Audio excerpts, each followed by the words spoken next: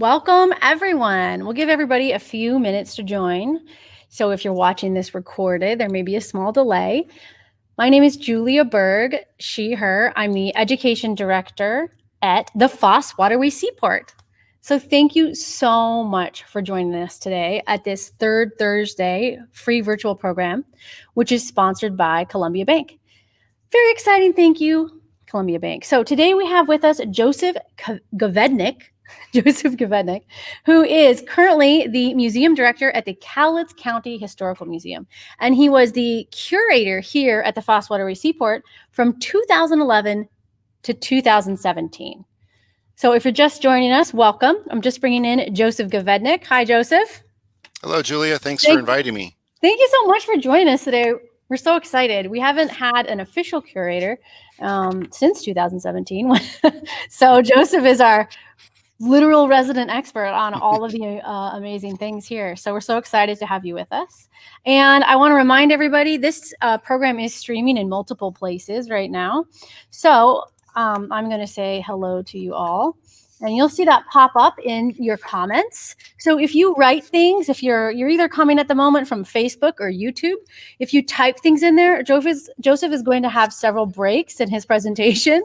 I think 3, right?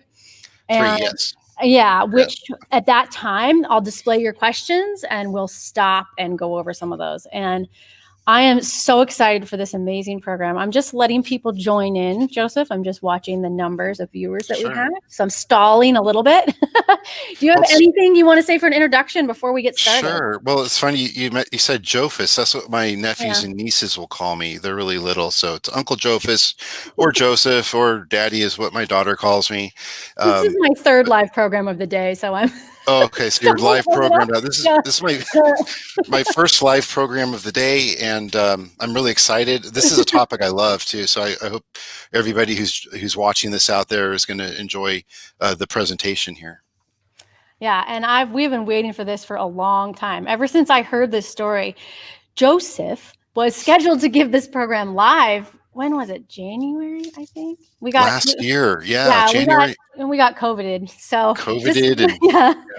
This one's been a long time coming. All right. It looks like we've got a few people here with us. So I will go ahead and take myself out of the stream for now, but I will be monitoring the comment section.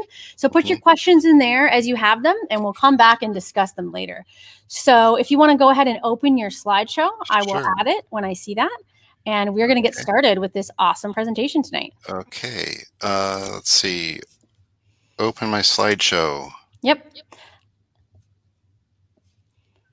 1 second here, everybody. Please bear with. It's always fun. Is that it? Trying to. Can you see it? Yeah, I can see it. Go ahead and open it all the way into presentation mode. Presentation mode. Is that good, everybody? Can you hear it? Can you see it? Okay. Yep, they can see it and hear it. Take it away. I'll be right here. All right. I will take it away. All right. So thank you, everybody, for joining us on this, I believe it's 3rd Thursday at the Foss Waterway Seaport. We have first Thursdays down in Cowlitz County, and it took me about a year to kind of get that navigated through when I transitioned over there. My name is Joseph Gavednik, and I'm excited to share this really amazing story with you that we found in our collections, and it's something that kind of materialized gradually over time as more and more pieces came together. And this is really a testament to how the museum collections and the artifacts within the museum can tell an incredible, amazing story of a local connection, in this case, to a boy who grew up in Dash Point and his connection to the Far East through his travels in the Orient and during World War II, and ultimately his incarceration in a prisoner of war camp. So I will go ahead and start the presentation here. It's got quite a few slides, so I may breeze through a few of them faster than others. I'll try to keep this timely. And Julia, if you would please keep me on track on time if I start lollygagging, that would be wonderful. So first of all, a quick discussion outline. I'll give a brief intro. Part 1 is the connection of artifacts to the story. Part 2 is Laura's book highlights. Laura's book is the color animated drawing that you see there. It's a 115-page odyssey or of poetry and history. And then on the bottom left are black and white drawings that were drawn by Captain Johnson of his memories of being in the prison camp at Zentsuji in Japan, among a few other prison camps. And of course, we've got a picture of a model steamer built by Captain Johnson when he was a child in Dash Point. And then this little fleet of little spikes sticking up there are mini models of Russian and Japanese ships that he made when he was stationed in Pearl Harbor in 1935. So we'll go ahead, and I first would love to make a couple of acknowledgments here. One is to Bill Summers, who is the founder of the Museum of Puget Sound, which no longer exists. However, the Foss Waterway Seaport inherited the collections after Bill passed away in 2004. I also want to thank Robin Patterson, who was one of our very active volunteers at the Seaport. He passed away in 2012, and he took a copy of Laura's book, which is up at Mohi, and he scanned every image in it and loaded it onto a disc and made a hard copy of it that is bound and at the Seaport. And so that's where we got these images from. I also want to thank Everett Perry, who lives in Idaho, and he wrote a book called The Ghost of the Canopus. The Canopus was the vessel that Captain Johnson served on. And in this book, and through my connection with Everett Perry, I was able to access the black and white images that we did not have at the Seaport. And I believe the Seaport now has access to those images. I think they're loaded on the common server. And especially I want to thank Julia Berg for reaching out to me and the Foss Waterway Seaport for inviting me to come and do a program here. It's really nice to be back, and I really cannot wait till it's safe for us all to reopen and get together and see one another face to face. And that'll be a wonderful time. But until then, we're going to experience each other virtually. So let's go ahead here, and a little bit about myself. I was at the Seaport, of course, from 2011 to 2017. I've been involved with various maritime and heritage groups in the area, and currently I am the museum director at the Cowlitz County Historical Museum, where I've been since 2017. And here's a picture of Bill Summers and a few items of his collection. He had a very eclectic group of, as you can see here, life rings and models and maritime knickknacks and chandlery and binnacles and engine order telegraphs, everything you can imagine. And when he passed away, the Seaport was fortunate to have some donors step up and purchase the collection, keeping it together. And now it's on display and also in the collections archives at the Seaport. Here's a couple images here of models that were taken during the initial inventory in 2010-2011, and they're made out of cardboard and paper. And there's about 70 or 80 of them in the Seaport's collection. These were all made in the 1920s, so they're about 100 years old. And they're in various states of disrepair and repair. Some of them you'll probably see on display inside the Seaport Museum. And they represent quite a bit of the Mosquito Fleet era ferries that were prominent in Puget Sound in the 1880s through the early 1930s. And here's an image, a self-portrait of Captain Johnson. He was born in 1908 and passed away in 1971. The badge that he's wearing is his POW badge. It's made out of bamboo, and it's got his prisoner number on it. The Japanese did not want prisoners of rank to demonstrate their rank. However, in defiance, he wore his captain hat as a distinction of rank. And eventually, it did earn some respect from his Japanese captors that he made that distinction. And here's Captain Johnson as a boy over here. I love this picture with the Buster Brown haircut.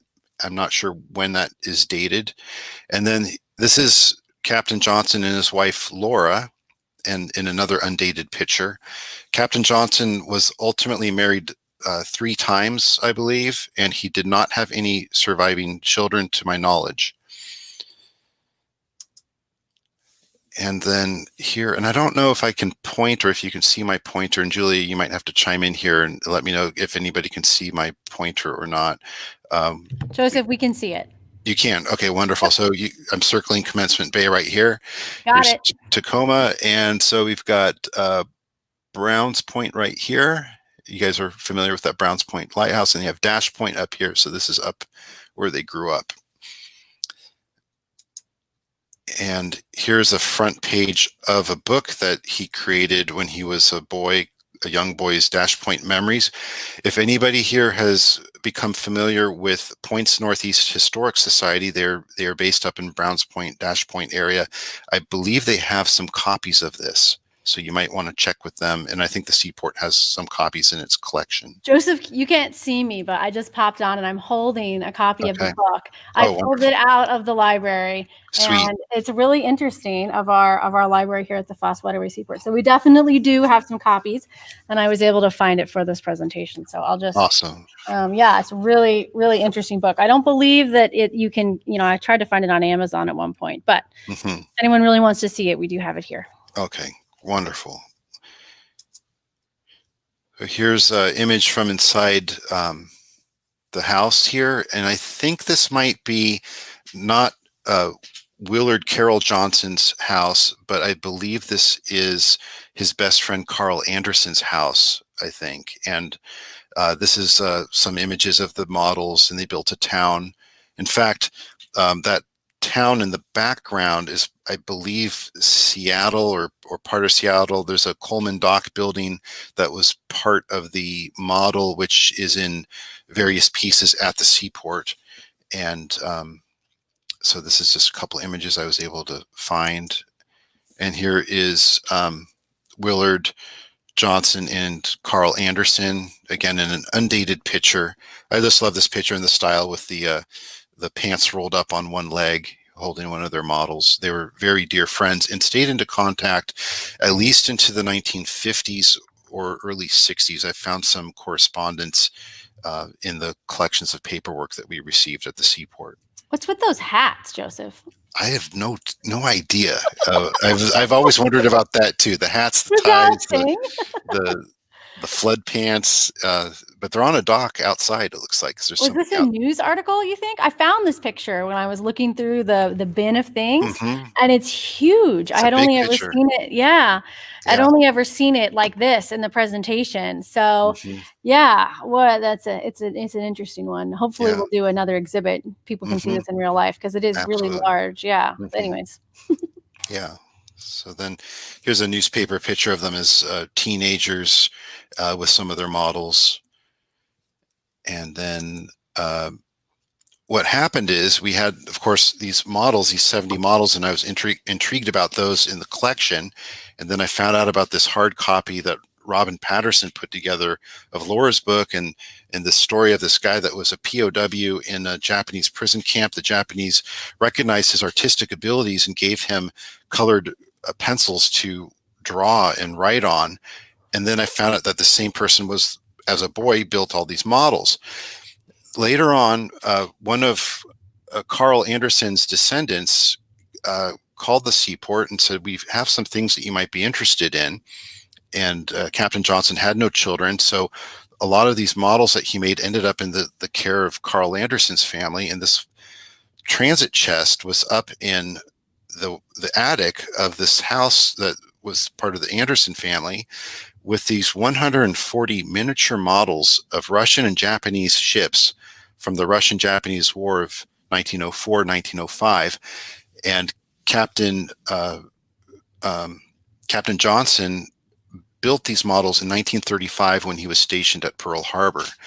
And so one of the descendants pulls out this transit chest, opens it up, shows me all these models and says, do you want these? We were not sure what to do with them. We didn't really want to throw them away. And I started jumping up and down with excitement, saying, oh no, we want them, we want them, we want them. And so I kind of did my happy dance in the parking lot and grabbed that chest. And that was like one of those deals where it just makes your week. You're just so excited that that's this one donation. And then she pulls out the bin that Julia has right now. And the bin had all kinds of paperwork and correspondence, Spanish homework assignments with doodles and drawings and things like that. His style of art was very almost Disney-like. In fact, Disney had courted him in his adult life to see if he would be an animator, and he had declined the offer. So here's some of these mini models, we're calling them. So Joseph, I'm holding up one of the mini models right Okay. now that we pulled out of the transit chest just about Mhm. 5 minutes ago, and it says Shipka on the bottom, and I believe it is from the Russian shelf. But I just can't, I mean, we are a maritime history museum, and so we get a lot of people calling us with really cool stuff. And it's not very often, or almost never, that it relates to something as rare in the collection as the original W.C. Johnson things that we had, and then now to have the rest of the pieces of this story is just so incredible. I can't imagine what that must have been like for you. Oh yeah, it was just like, here's another piece of the puzzle, Yeah. and the story gets bigger. And so here's this image. It's a Japanese, it looks like a woodblock print of their depiction of the Battle of Tsushima Straits, which was the kind of the culminating battle that sealed Russia's fate into failure to win that war. It also solidified Japan's status as a world power, as in 1868, Japan started to vastly modernize its defense forces and became an imperial power. And by the early part of the following century, this war with Russia really defined Japan as one of the major powers.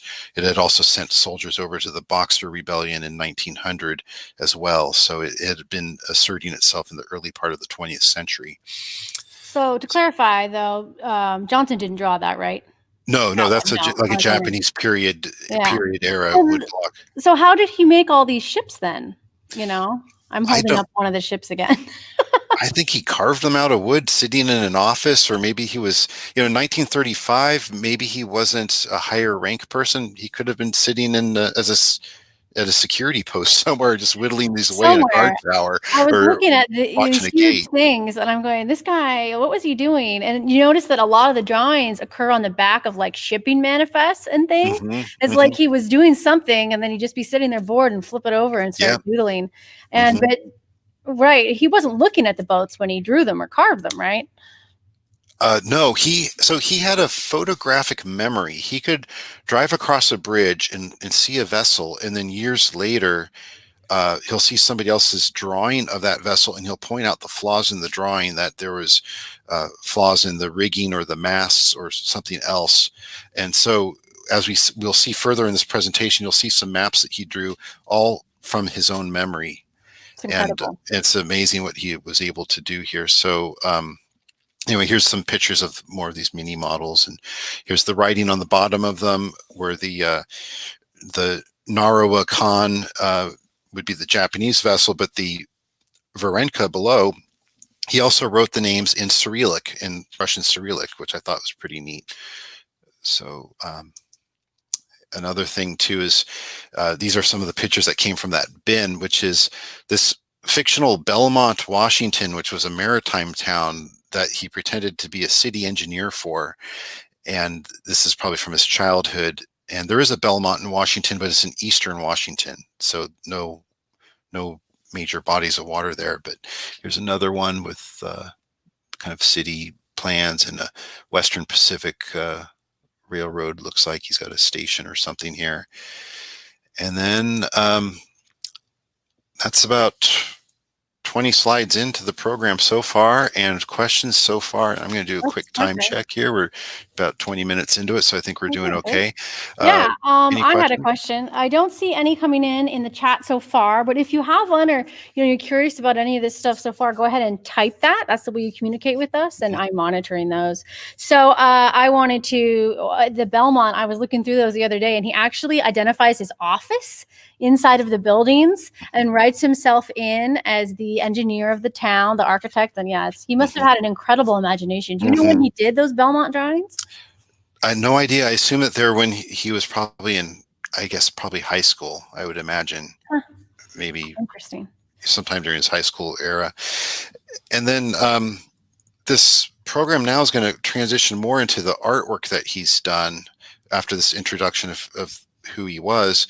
And so we'll go into Laura's book, and I'm going to move through these slides fairly rapidly because it's the black and white images that the seaport did not have that tell really the story of being in the prison camp. And those are the ones that actually have a narrative that he wrote that I'm going to be sharing with everybody here tonight. But the Laura's book here, this is the cover page of it from when he was in the prison camp, written for his wife, Laura.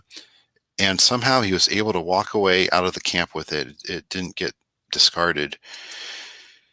And he talks about it as an odyssey of adventure. And he says here, the real odyssey is the USS Canopus, the submarine tender AS-9. And here it is in his drawing. And here is a page here dedicating the book to his wife and expressing his affection and to her on Christmas 1943.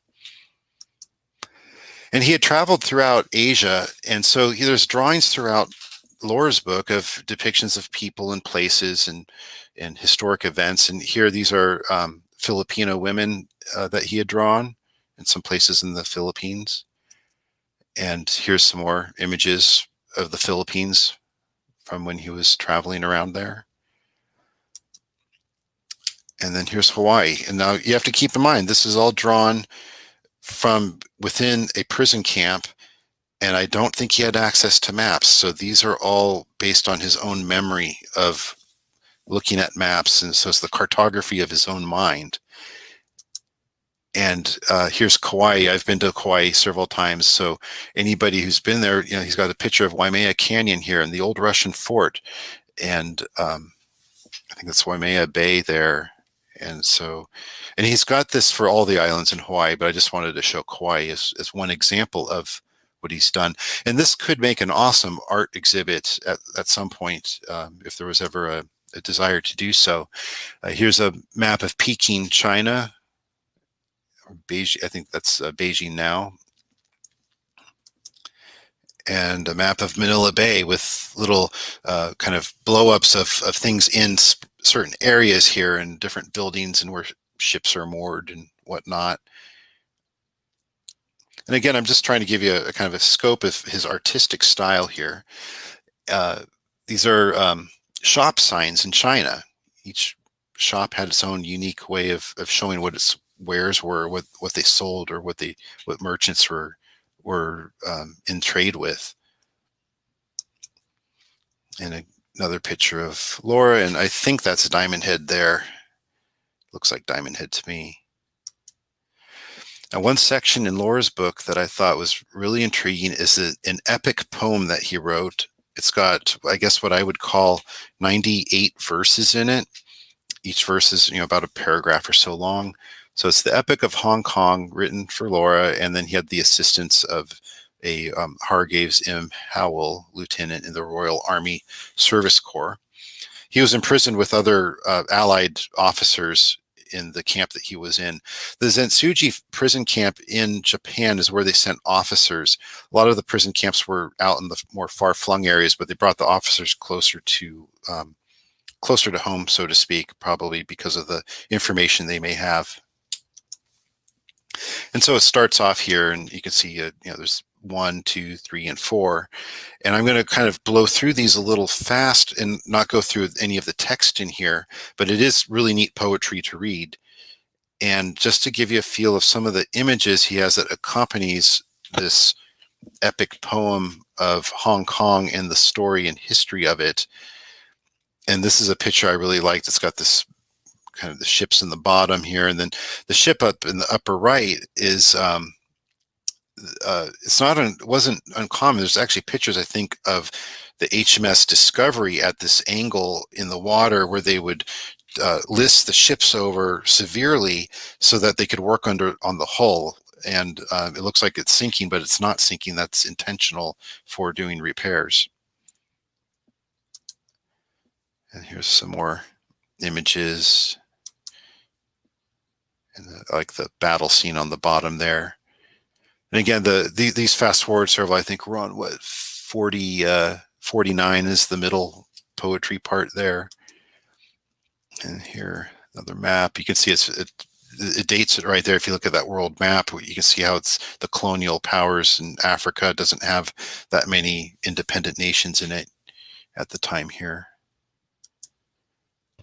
And then here's Asia.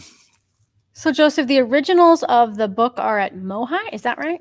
My understanding is that the original Laura's book is at Mohi, and it's not necessarily too much bigger than the copy, the facsimile of it at the seaport. So the images that you would print out on an 8.5 by 11, I believe, are probably fairly true to accurate size of what they were when they were drawn.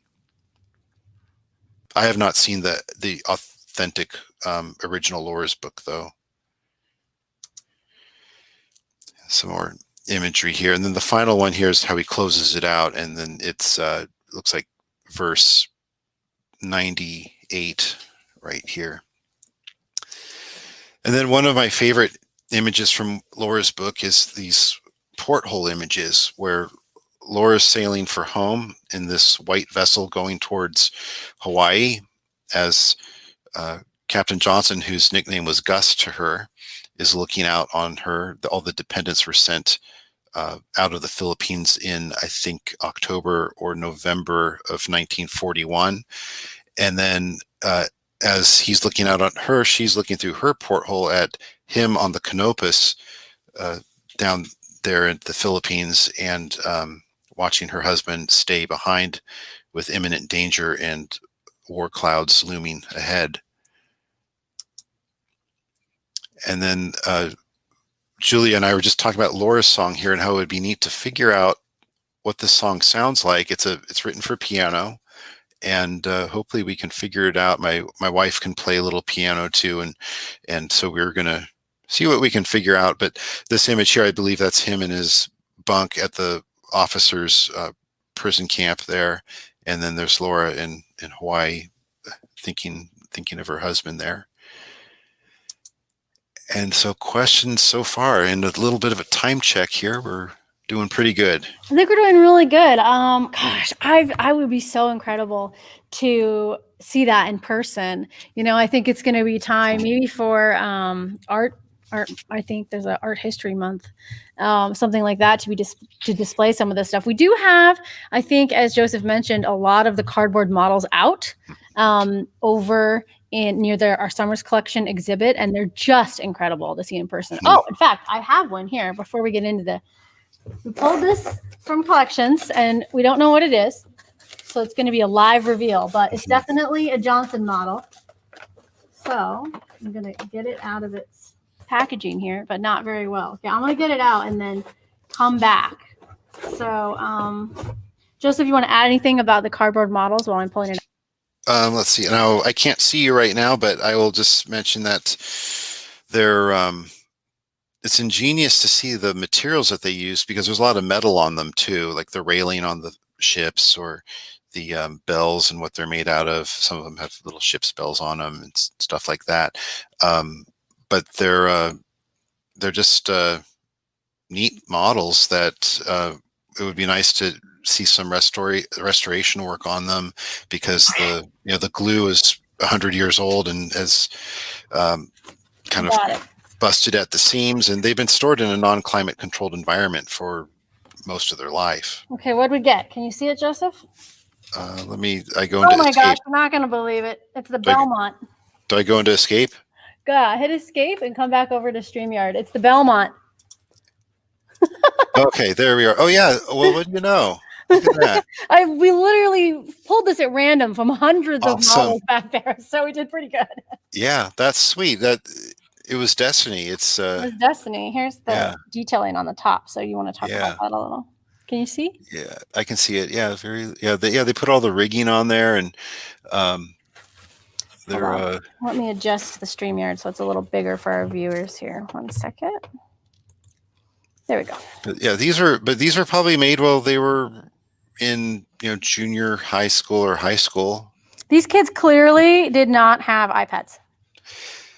They sat around and they watched these vessels in 1920, 25, when they were making these things. Do you think? Is this one of that's a car ferry. Yeah, that's a car ferry. It's not one of the Mosquito Fleet. Well, it's maybe converted, you think? Some of them were converted to car ferries in the Chopped off the 20s and 30s. bow there. Mhm.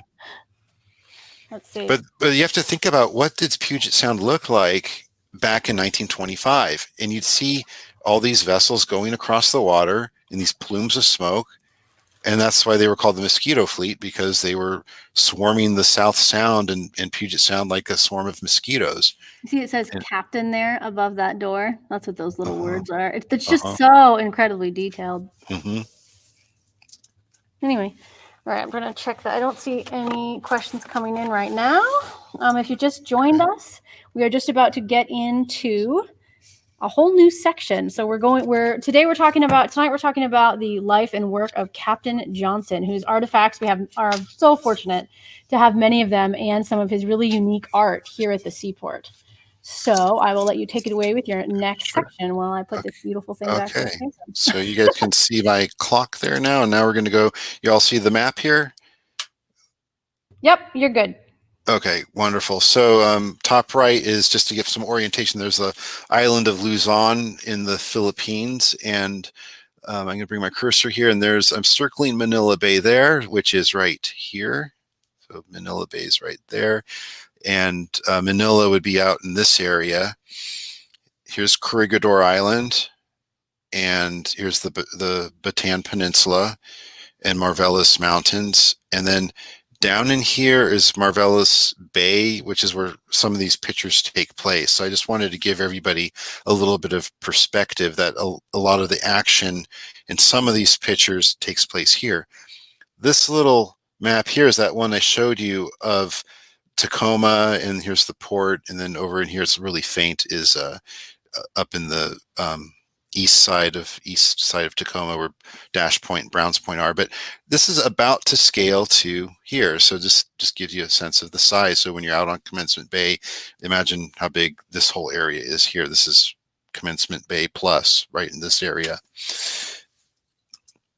So the USS Canopus, AS9, 1919 to 1942.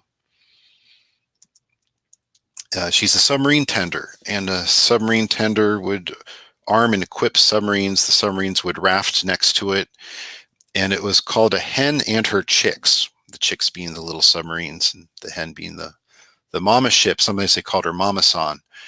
So in some of the writings that Captain Johnson has here, I'll refer to Mama San, and that is the Canopus.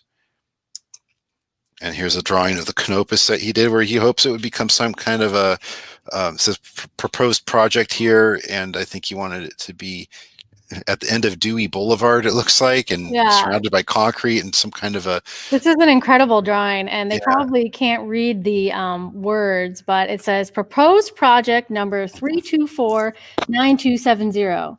It is recommended that when this project be completed, that the ship be run aground at the end of Dewey Boulevard, and then a concrete base be built around her. And you want to read out some of the stuff? It's so funny. I love this one. Here's the Poodle Dog right here, the Poodle Dog restaurant, and I assume it's still out there, out by Puyallup, or between Tacoma and Puyallup, and parade ground for. I can't read that, unfortunately, but they've got their Eiffel Tower. So anyway, this is just something that he had drawn as a kind of a dream for his ship later on down the road in its retirement. He had quite a sense of humor. There was a question that came in. They said, is the Belmont a real ferry? And I responded that I think it's an imaginary ferry for the imaginary town of Belmont that Johnson designed, but I said I would check with you. I remember seeing, when I was looking through the bin, a ferry dock on the lake, but I don't know. Well, it could have been it could have been a ferry, because there were ferries that were named after landlocked towns. I'll check it out. I just assumed it went with the town, but okay. Well, thank you. We've asked a question, requires more research. We'll get back to it. Yes. Okay. Wonderful. So here's the submarine, or the hen and her chicks as Johnson drew her, and we'll go ahead here. And here's the Canopus alongside the south side of Pier 1 in Manila. Fishnet camouflage can be seen stretching from her mast trucks to the transit shed. The bow of the powerful tug Ranger of the Luzon Stevedoring Company can be seen at left. The tall tower at the right is the Port and Terminal Authority building, and in the background rises the black smoke of the bombed port area.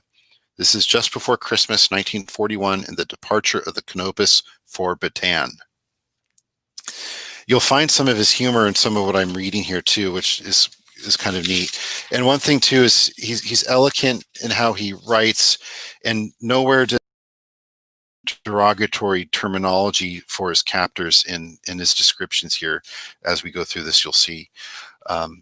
So here's one of the first images I had seen that was outside of the Laura's book color image collection. Was this black and white? Was, I think, the first one where I said, oh my God, that is Captain Johnson's artwork. I've recognized that before.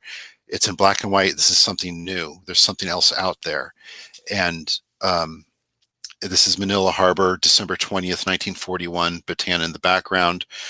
Never did a day go by that new wrecks, bombed and burning, weren't added to the macabre setting. When Mama San left Manila on the evening of December 24th, she threaded her way out through the breakwater entrance with some difficulty due to the numerous sunken and half-sunken hulks of bombed ships. Christmas morning, 7 a.m., 1941. The sight that greeted Mama San and her people as she steamed into Marvellous's Bay, Bataan, the French freighter Essine, loaded with aviation gas, is on fire in the middle of the harbor. She turned over and sank towards evening. Peace on earth, and to men of goodwill, in a pig's eye, he says. This is another picture I think is pretty significant here. This is the Canopus at Marvelous in Linlinbon Cove. She is here heeled over, and her smudge pots are giving off black clouds of smoke to fool Photo Joe, the Japanese photo reconnaissance plane. At night, she was pumped around, brought to an even keel, and her workshops hummed, repairing equipment for the Bataan campaign. So the Japanese would strike the vessels, and then what they did was they burned oily rags to create all this black smoke, and they listed her on purpose so that she looked like she was a disabled vessel. At night, she was righted, and she would equip small gunboats that they called Mickey Mouse gunboats, and they'd put 50 caliber machine guns and small artillery pieces on them, and they'd go and they would attack Japanese fortifications on the shoreline. And so every night and every morning they would make her look disabled and then switch her around. And here's an image of a entrance to the Canopus's Communication Administration Barracks tunnel that is on land. And these are American soldiers. These are the World War I style helmets that they were wearing at the outbreak of the war. Here's the wreck of the survey ship Research at Cinciman Cove in Bataan. This vessel was the former Pathfinder in which the father of the writer, that is Captain Johnson, Captain Johnson's father, served in 1900, 1901, and 1902. She was bombed and burnt out, but on the evacuation of Bataan on April 8th, 1942, she was destroyed utterly and completely. She was built in the middle of the 1890s as a yacht for a railroad king. And here's a Mickey Mouse gunboat where they put some boilerplate on the sides to reinforce the hull. And here's a 155 millimeter artillery position aiming at Japanese positions on Corregidor. So the Canopus was disabled and was performing her duties, and she did get a battle star, I believe, after her sinking. They, under her own propulsion, they backed her out into the bay, opened the valves, and scuttled the ship in early April of 1942 to prevent the imminent capture of her. The crew of the Canopus then joined the resistance on the Philippine Islands. Some of the crew were wearing white uniforms, white Navy-style uniforms, which they dyed with coffee to make them into khaki uniforms. This is the first prison camp. The 92nd garage on Corregidor looking down from Water Tank Hill. This hellhole was most assuredly a 20th century Andersonville. Most of the prisoners were evacuated from here to Manila and then to the northern camps such as O'Donnell and Cambanton. Andersonville was a Civil War prison camp in Georgia that had atrocious conditions in 1864 and 1865. That's what he's referencing. Here's the second prison camp at the Old Marketplace at the Barrio San Jose, Bottomside Corregidor, known to the prisoners as Maggot Acres. And here's Old Bilibid in Manila. Here, the author spent 2 months before being sent to Japan. On the other side of the wall with the tower was the Japanese, quote, retraining, unquote, command or military prison. The cemetery was to the right of the large building center background, and just to the left is an old execution chamber where so many deaths from malaria and dysentery occurred. And here's the Japanese transport Midoro Maru, and she's about to set sail from pier number 5. And the craft coming into the slip in the foreground is a Japanese landing craft. And this is, and then the next sentence in his description says, hell ship. Hell ships were cargo ships that were used to transport prisoners to various Japanese prison camps. And so they loaded these officers onto a hell ship towards Japan. And here is, this picture's titled Cabin Deluxe on board the Midoro Maru. Our group of 50 was coupled up in this wing bunker for over 2 weeks. The hatch had just been opened to lower food to the passengers, rice in a wooden bucket. The copra bugs from the copra cargo made life, quote, interesting too. Copra is dried coconut kernels that they were shipping. I suspect, though, that bucket for food may have been used also for other things to be lifted out of there. That might have been their latrine as well, I'd imagine. And then this is a grainy picture that Captain Johnson drew from narratives of people that were on board a different hell ship called the Lisbon Maru in October of 1942. It was transporting over 1,800 British and Canadian prisoners of war when it was torpedoed by the USS Grouper. There was no indication that the ship was being used to transport Allied soldiers. When it began to sink, the Japanese troops evacuated from the ship, but the prisoners were left inside. Imprisoned behind the battened-down hatches, some prisoners managed to break out and escape, but many of the survivors were shot as they tried to swim to safety. A total of 843 prisoners of war died.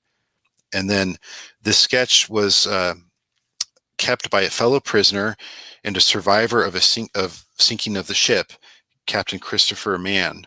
He rolled it up and hid it in a bamboo cane until the end of the war. And later, Major General Mann from Canada gave this sketch to the Middlesex Regimental Museum. And here's Osaka Camp number 2. So now they're on the Japanese islands here. And interior of the prison compound in Zentsuji, looking towards the west. Small building close to the fence is a tailor shop and brig. Right behind it is the chicken house. Here's a rendering here of the on or honorable noise by the guard detail at Zentsuji prison camp. This type of salute had to be heard to be appreciated or even realized. I have never heard anything like it, even from a seasick voyager at the height of his misery over a ship's rail. The officer taking the salute is Colonel Conde. They called him Puss in Boots. They had nicknames for many of the guards. I Mugera Shokowa is a traditional welcome given at each camp in a new detachment as a new detachment of prisoners arrives. This scene is taking place at Zentsuji. the inevitable table with its white cloth, the duty officer, sash and all, standing on it in booted splendor, flanked by his sergeants of the guard.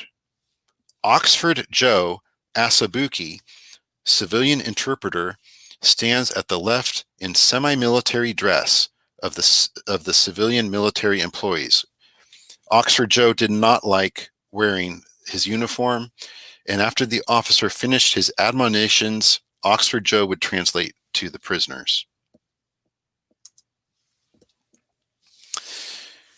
And here they did use at Zentsuji, they used a lot of the prisoners as stevedores on the docks. And here he meets the surgeon of the German raider Bergensland.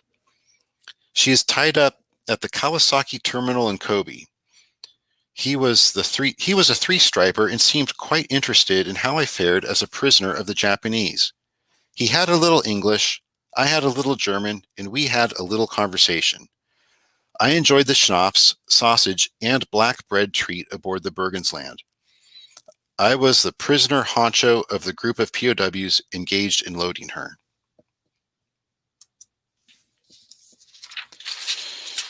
And here's you'll notice these prisoners have shaved heads because, as you can imagine, the parasites and lice would have been an issue in a prison camp like this, especially in Zentsuji was in kind of southern Honshu Island, which has got kind of a fairly tropical environment. Actually, I've been down in Hiroshima in southern Japan before, and it was very hot and humid at the time of year I was there. Japan's an amazing country if you ever have a chance to go there, and the natural beauty of it is in some ways very much like our Pacific Northwest beauty with snow-capped mountains. So this is called the Super Quan rice cake. A Super Quan about to be demolished. This was a community Quan, as the prisoners sharing it have rice saved up for over a week from their meager rations to construct this monstrous incipient bellyache. The frosting is dehydrated milk and sugar. The inside is sparsely flavored with a raisin here and there. The decorations are colored milk sugar paste dyed with some of the Japanese fruit flavoring. A soaked prune decorates the top of each cupola. Cupola is in quotes there. And daikon is a Japanese white radish, and this is just a neat picture of how large these radishes are. And Captain Johnson with his signature hat and pipe and worn out trousers. And I think you can also tell in this picture the physical attrition to his body here, as the uniform looks a little large for the size of his build at this point. Joseph, I have a couple of questions. Oh, perfect. Oh, perfect timing for questions. Yeah. That. Okay. One coming in from Vicky. Hi, Vicky. She asks, how long was Captain Johnson a POW? Wondering about the length of time he was drawing Laura's book. He would have been a POW from probably May of 42. 43, 44, 40, so 3 years, probably 3.5 years, because at the point of liberation in 45, you have to keep in mind, it wasn't like the atomic bombs were dropped and the things were signed over immediately, and the surrender of Japan. There was this transition to get people out of these prison camps and into care. And the very last image in this slideshow will show Captain Johnson and people in a truck heading to a Red Cross center. But yeah, 3.5 years. The people that were stationed in the Far East that were captured, their whole experience of World War II was 3.5 years of a prison camp. People in the Philippines, people on Wake Island. Drew Foss from the Foss family was captured at Wake Island and ended up, and I've got a narrative from him and his experiences where they made him work on tugboats and whatnot. So Vicky, he was there for 3.5 years, I'd say, as a POW. And another question, did Laura have any idea that he was alive and in a camp, or do you think Johnson was just listed as missing in action? How did that work? I honestly don't know. If they could communicate through the Red Cross, because there is a mention later on in this of a Red Cross visit, but how would letters get out or information get out? I don't know, because Zensuji was in the heart of Japan on the islands, but then the other prison camps were in far-flung places in Japanese occupied territories. So I would suspect that she knew he was captured and was probably being held and did not know if he was alive or not until after the war. And this is something that was common during World War II, is you had a lot of people that thought their significant other was dead or gone or not coming back, and life goes on in the mainland. And this very well could have contributed to the problems in his first marriage. He had been married 3 times, so Laura was his first wife. And I've come across numerous stories in the local newspapers from the 1940s, early and mid 1940s, about the increase of divorces and infidelity and things like that, because people were separated and didn't hear much from each other for 3 to 4 years. One more question. Where was he captured?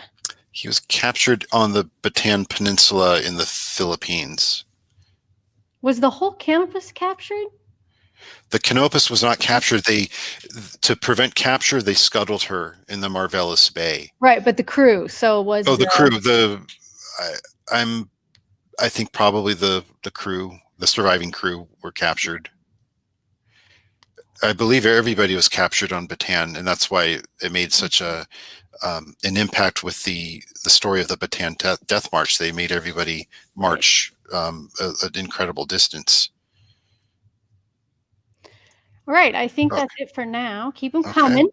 Okay, we got, let's see, we're time check here. Okay, we're going to keep going through here. So here's some kendo that he had observed, which you have to keep in mind, to Westerners, Eastern culture and the Far East was very alien to them. It was still kind of a curiosity of sorts. Whereas now our exposure to multiple different cultures and people and different backgrounds and different foods and things like that is very common here. But back then, this was a very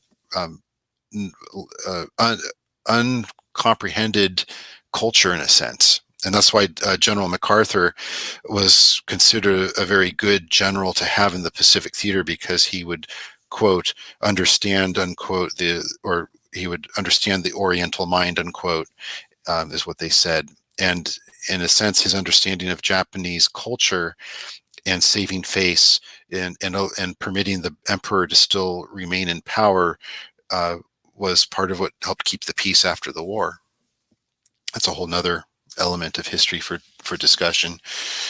So here's the Japanese shoe recovery party headed by Lieutenant Sato, whose set lips indicate that he is sure that prisoner Johnson-san has buried an infernal machine under the rabbit manure heap.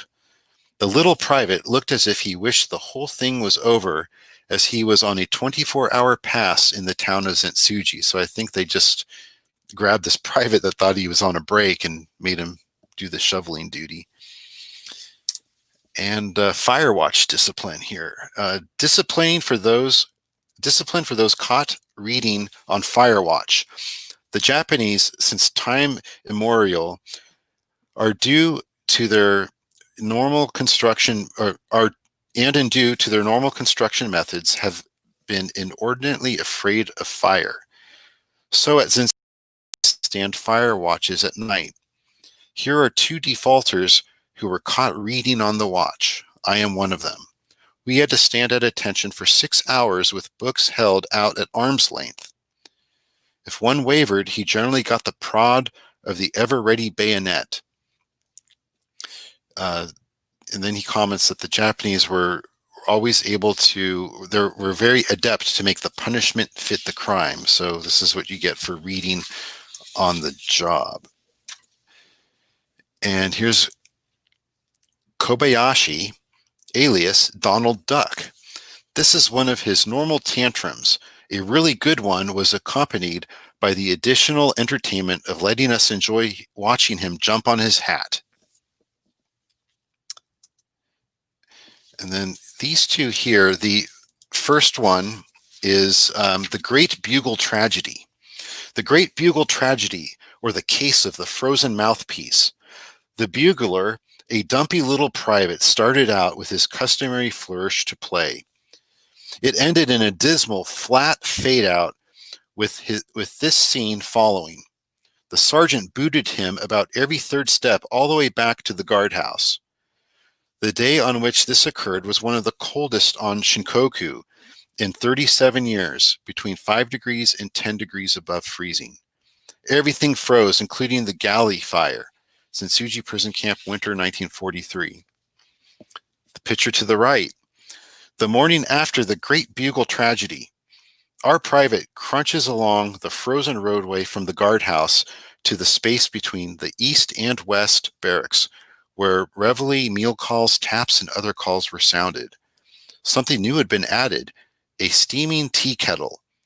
A smile of victory is gleaming from the bugler's pan, as it was amusing to see the deft and ostentatious manner with which he poured that hot water through the bugle before he blew it. He just had to regain face in front of all the POWs. So you can see a little sense of his humor. And then here he is working on an engine in an engine yard. He was he had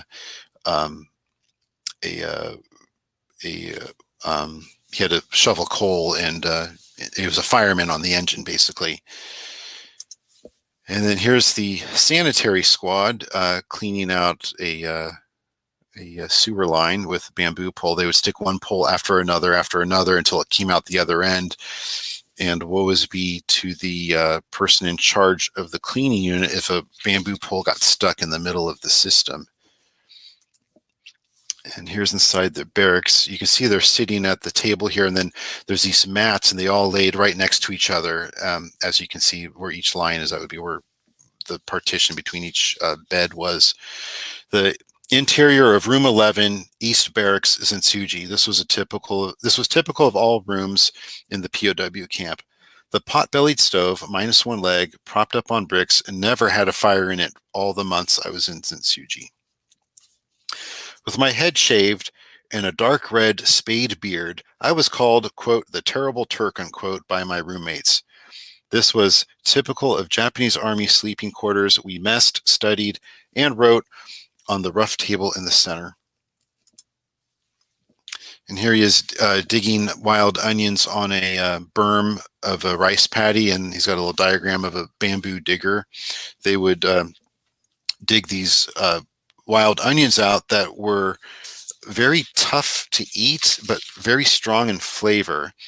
And although the onions were tough, they were also strong as hell, and chopped fine went a long way toward making our rice, especially when it was spoiled by kerosene, palatable. It could be because they maybe had to cook in kerosene containers. During World War I, they transported water in gasoline containers after the gasoline had been consumed. So you use whatever you have in dire situations. Here's a trash and garbage detail. And here's one of my favorite pictures here. The picture just tells the story right here. It's Christmas 1943, Christmas dinner 1943. Some kind of nocturnal pest had been killing our rabbits and eating portions of them. Lieutenant Commander Tyrrell of the Royal Navy prevailed on me to build a trap since I was a woodman from the Northwest. I only knew one trap, the figure 4. I put the trap together with the results shown. One huge Japanese tomcat. He tasted like rabbit, no wonder. He was full of ours. Here is a what's called a benjo bowl and cart at Sensuji. The night soil of the prison sold on contract was hauled away by civilians in carts similar to this one, night soil being the cleaning out the latrines and all the human waste. And you can actually see this looks like it's probably a bin where they would pull it out right there. And then it says, we tried to buy one of these scrawny oxen from the Benjo dipper, but he refused, saying that 2 million yen wouldn't be able to pull his cart, and he didn't need wallpaper anyway.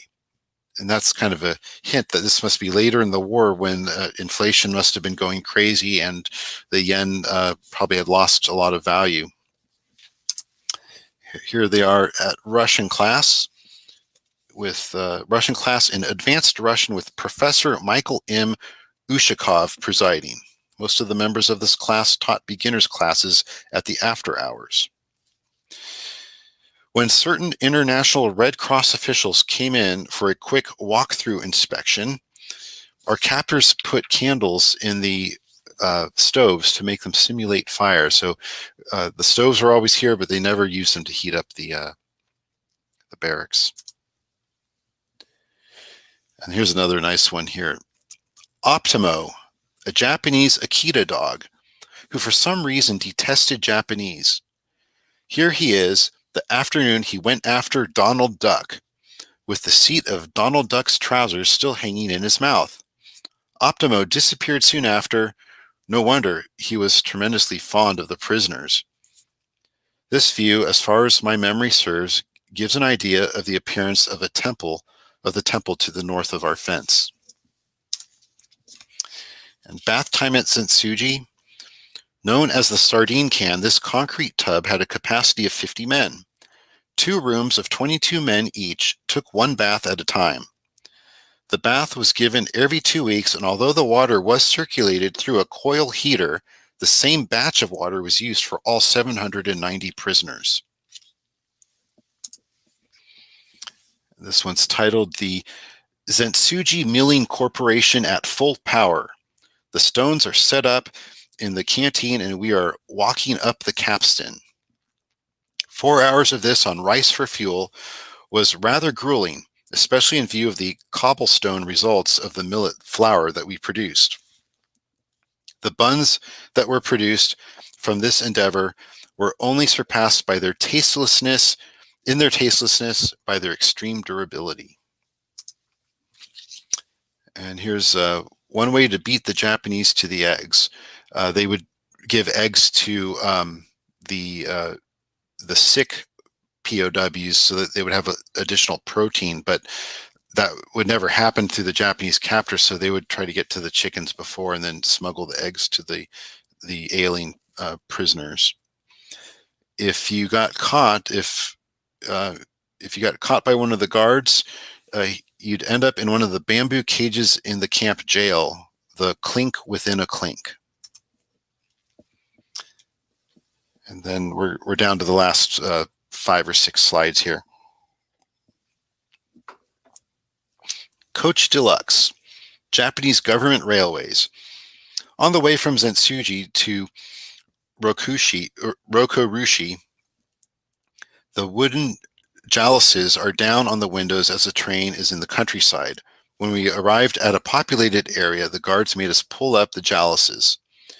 So the jalousies are they're kind of like like Venetian blinds, and they could close them or open them. This actually happened when Americans were imprisoning the Japanese Americans and sending them to the internment camps stateside. After I've heard many accounts from Japanese Americans that once on board the trains, they had to pull all the blinds down, and the guards there were claiming that they could get hit by snipers, and it was for their protection. So I guess it's a common practice whichever side of the ocean you're on if you're transporting people. And here's a view of the wild ride on the Fukuoka 1 interurban, the 2-car multiple unit electric train on its uncontrolled dash down grade. And here's the last prison camp in Rokurushi. in the Japanese Alps. The large peak in the background is Hakuzan at 9,140 feet. We occupied the first large building. The one behind us was used by transient Japanese military units which came to Rokurushi for training. The rock removal gang at Rokurushi camp. This task was one of the most arduous of those set for us. We didn't have the strength nor weight for much effect. And even numbers didn't work well too, as we got in one another's way. The land was being cleared for the planting of squash, daikon, which were those large roots, and winter wheat.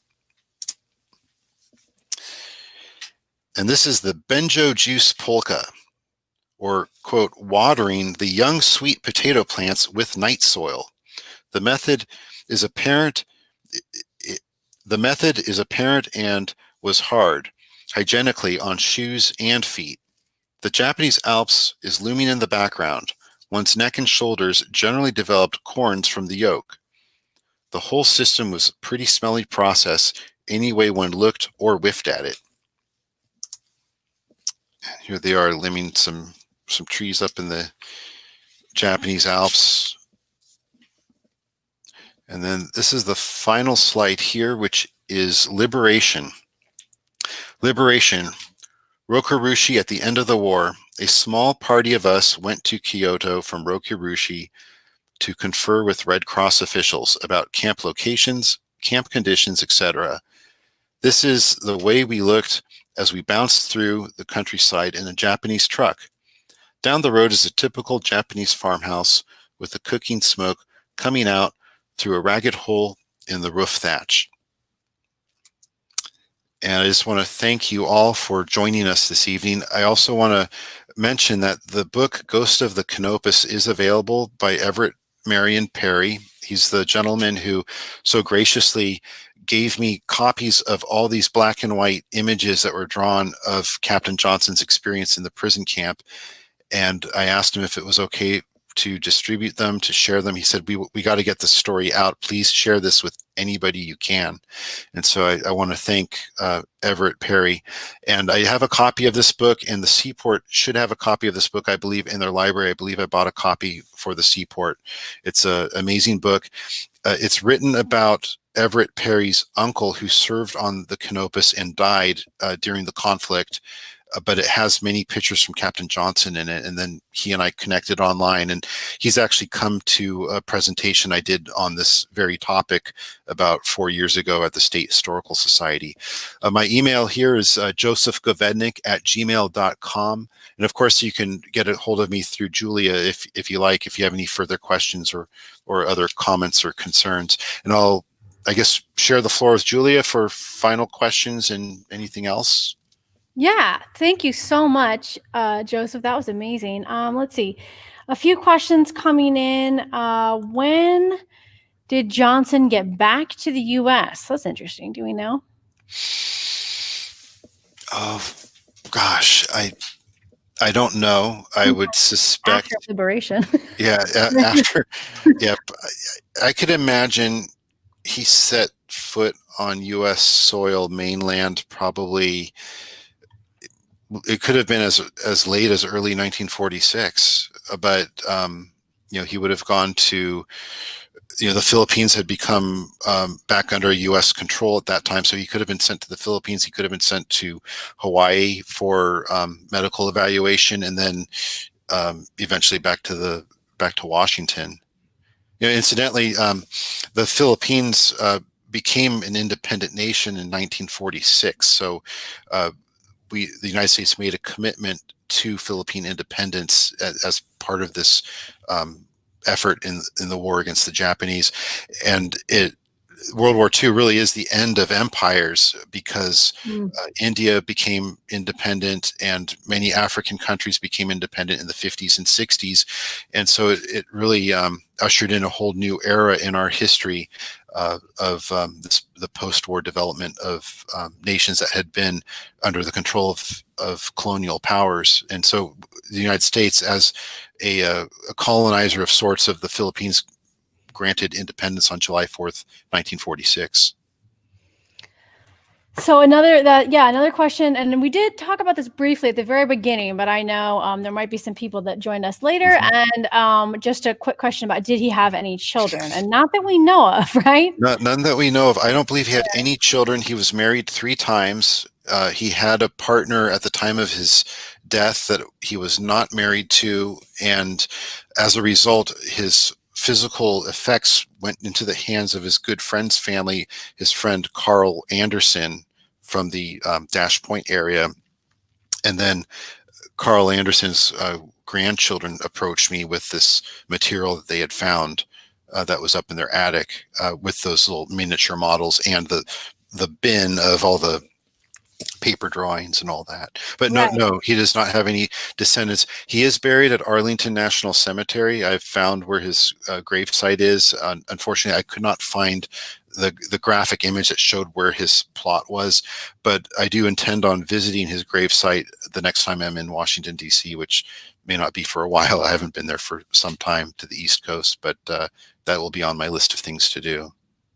Yeah, that would be very interesting, I'm sure, especially for you personally, having really discovered the story, since we had part of the collection already with the cardboard models, which if you didn't see before, I have one here next to me, I'll grab in a second, that we got with the Bill Summers collection. And so then it wasn't until later, correct me if I'm wrong, that we ended up getting more of this incredibly rare art. And I mean, I've always wondered, and I know we've talked about it a little bit, but why do you think, so he's in a prison camp, they're doing all these things. Why or how on earth did he get this art out of the prison camp? You said you showed a drawing at one point and said that the person who had saved it wrapped up inside of a cane. And we've got access to these things like Laura's book, which is a huge book, and all these black and white images. So how did that get out? My theory is he must have been a very charismatic person. You can tell by his art and the depictions and his humor that he was probably a man of respect, and one who was worthy of respect, one who the Japanese, like him wearing his cap, which was frowned upon, but eventually he earned their respect of being a ranking officer amongst the men. And as such, they accorded him some privileges, and perhaps at liberation allowed him to keep this book, or maybe they didn't know about this book's existence. And when they said, pack up your stuff, the war is over, it just ended up in a duffel bag and off it went. I had heard that there were a couple of other books that were produced that may have gone to other officers, not Laura's book, but other similar type of books. And that could have ended up with an Australian officer or British officer, but I have no evidence of those. I just heard some crosstalk about that. But it is amazing how, and the Seaport has lots of other stories in its collections too. And this one I think is one of the more amazing ones. But there are some items in there that this is going back to a Navy military story, but the SS Mayaguez, there's an oar from it and the captain's chair from it in the Seaport's collection. And that was a vessel that was, in a sense, the last battle of the Vietnam War. In 1975, the Khmer Rouge attacked and boarded the ship, and the U.S. Marines kicked them off. And that was one of the last remnants of the Vietnam War, and we have those pieces at the Seaport, and many other interesting stories too. There's ship's wheels from Mosquito Fleet vessels, and of course there's pieces of the Kalakala there from when it was dismantled a few years ago. It's amazing when you can pick through all this stuff. It's neat when it grows like this kind of multiplied upon itself. It was two components that were neat together, and then you had these models that came in, and then this other section of stories and drawings that came in, that it just ballooned. Yeah, so if you didn't catch this earlier, this is how it started. We had, how many did we get these from the Summers collection? Just about 70 or 80 of them. 70 or 80. And they're quite large, as you can see. I'm holding one, but they do range in size. And so this was in our collection, in the Summers collection, for a long time before the second piece of this story came, which just makes it so neat. And let's see, another question. Do we know if Captain Johnson stayed in the military after returning to the United States? Yeah, what happened to him afterwards? Oh, gosh. Great question. That is a good question. And I'm sorry. I had sort of the answer for it, and I don't anymore now. I think he worked as an advisor with the military for some time, and but I don't. I'll have to. If you have these questions, Julia, and you can save them, send me an email and I can answer them, and then you can get back to the people who are. So you can get back to them directly. That's one of the cool things about this format. So if you're watching this right now live and you want to share it, this recording will be available in perpetuity at this point, both on our Facebook site, along with all of our other Third Thursday presentations, which, by the way, we're so excited to announce we're going to be extending these through the entire year. So we did them through 2020, and now we're doing them with 2021. And normally they are a partnership with Pretty Gritty Tours. So Chris will be back for February to handle the next ones. We also have our speaker series, which is going to be starting, which is the first Thursday of every month, which are presentations kind of similar to the one that I just did tonight with Joseph, with a lot of history and particularly focusing on maritime history. And so I don't see anything else coming in right now. But so I just want to say thank you so much for this. It's so great to see you. It's really been a pleasure. Yeah. So if anyone has any other questions, again, this will be on Facebook and YouTube. So you can go back, Joseph, and answer them. The comment section on these things does tend to stay quite alive.